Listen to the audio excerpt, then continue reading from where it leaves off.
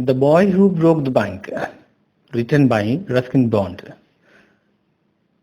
Ruskin Bond was born in the year 1934 in Himachal Pradesh. He went to school at Bishop Cotton School, Shimla. He started his career as a writer at an early age, 20 years old. He is a well-known author in India and abroad, but not so popular among the teachers of English.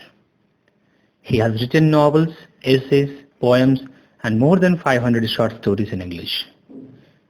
He has also been recognized by the Sahitya Academy with an award in the year 1992, and was honored by the Government of India with a Padma Shri in the year 1999, besides recognition from other countries.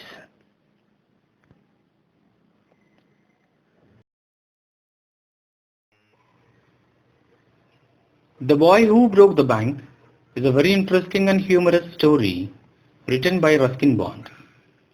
The story relates to the murmuring of a sweeper boy called Nathu about irregular payment of his salary, which later results into the breaking of a very sound bank. All the events of the story arouse funny among the readers. The story is about Seth Govind Ram's bank at Pipalnagar town. The bank is financially very sound and has won the trust of most of the residents of the town. Hence, it has many depositors from the town. Nathu is a sweeper in the bank. One day, while sweeping the steps of the bank, he grumbles about the irregular payment of his salary by the bank authorities. He feels bad that the bank manager has not paid his wages for the last 1 month. Sitaram, the washerman's son, who passed by, talked to Nathu and learns about Nathu's complaints. Nathu tells him that he was planning to leave the job as soon as he gets a salary from the bank. At the fourth home, where Sitaram visited, he heard the lady, Mrs. Srivatsava, who was looking for a sweeper. Then Sitaram, in his loose talk with Miss Srivatsava, talked to her about Nathu and told her that Nathu was ready for the new job. And he also added as a reason that the bank could not pay his employees. She was really glad to get the newspaper and asked him to tell Nathu to come the next day for confirmation. Here Sitaram was very glad that he had been of service to both the people, the customer and his friend Nathu. Here the customer is Srivatsava and the friend is Nathu. Mrs. Srivatsava is a very talkative lady. She misunderstands Sitaram's statement and starts believing that Pipalnagar Bank was on the verge of bankruptcy. Mrs. Srivatsava had to do some shopping the same day. She gave instructions to the ayah about looking after the baby and left the house for Pipal Market in place to make her customary shopping. On the way, she meets Mrs. Bhushan in the market, who was sheltering from the heat. Suddenly, she remembers and informs Mrs. Bhushan about the weak position of the bank, that they could not even pay its employees in the bank.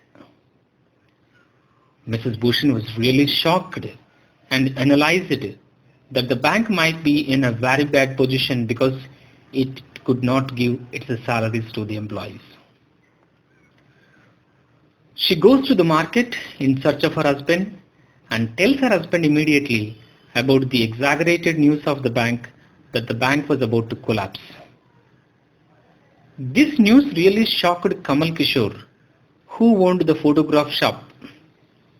Immediately, Kamal Kishore informed Deep Chand, the barber.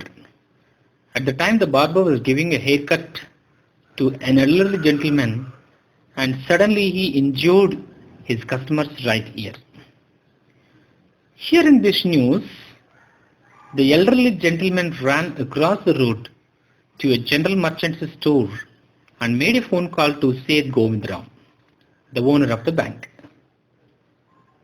He learned that the Seth was away to Kashmir on a pleasure trip.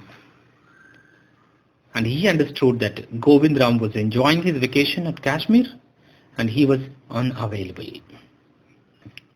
Slowly, this news has spread from the general merchants and it travelled to the shop, circulated among the customers, and then spread with them in various directions to the beetle seller, the tailor, the free vendor, the jeweler, and finally the beggar who was sitting on the pavement. The beggar, old Ganpat, had a crooked leg and he had never been to walk. He astonished everyone by leaping up to his feet and running at top speed in the direction of the bank because he also deposited 1,000 rupees in the bank. This strengthened the rumor and it spread like a wildfire in the entire town of Pipalnagar. Naturally, all the account holders and the depositors gathered near the bank premises and demanded their money back. Everyone tried to analyze the condition in his or her own way. Those who had no money in the bank considered themselves to be very wise and they are so happy. Some people said that Govind Ram had left the mother country. Someone commented that he was hiding in the Pipalnagar town. Few people suspected that he had hanged himself from the tamarind tree and he had been found that morning by the sweeper boy. In fact, all the account holders and the depositors flocked near the bank premises and demanded their money back once again. By afternoon, all the cash was exhausted in the bank. The manager tried to request the people to wait for a day so that he might manage for the emergency funds from another bank. But none is ready to accept the proposal.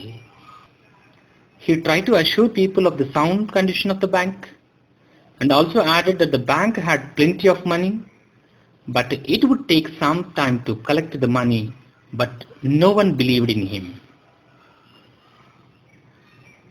Some mischief mongers among the crowd, they excited people and started stoning at the bank building and broke the glasses. Thus, finally, a sound bank is broken unfortunately. The following day, when Nathu went to the bank for his duty, he found a lot of broken glasses and stones on the steps of the bank. He again murmured angrily that the bank authorities were not paying him regularly on one hand and were also increasing his work on the other.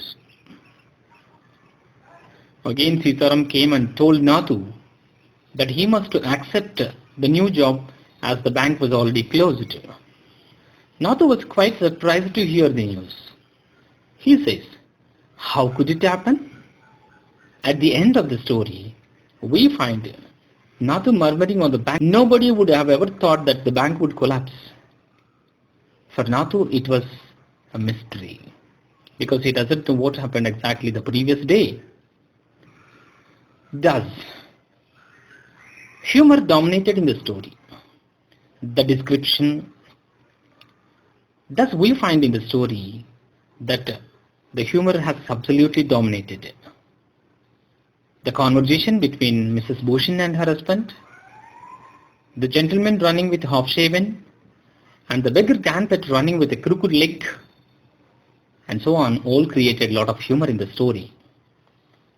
There is a humor even at the end of the story when Nathu, who was responsible for the whole episode, wondered innocently about the breaking of the bank. The writer has portrayed all the characters so nicely in the story that the readers get a live picture of an Indian town under the spell of a rumor. So, the story entertained the readers. Well, coming back to the analysis of the story, let us observe what soft skills we can learn from the story. Soft skills? Yes.